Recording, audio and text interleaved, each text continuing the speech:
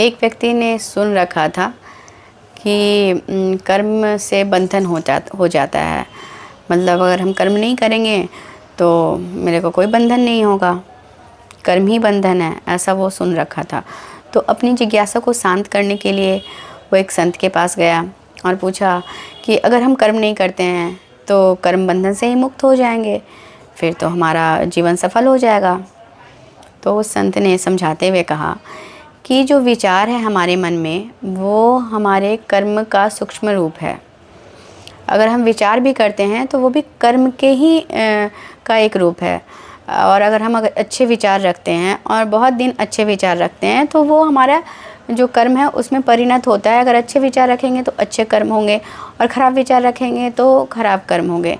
इसलिए अच्छे विचार रखना चाहिए और सत्कर्म करना चाहिए। मतलब अच्छा विचार रहेगा तो कर्म ही ऑटोमेटिकली अच्छा हो जाएगा।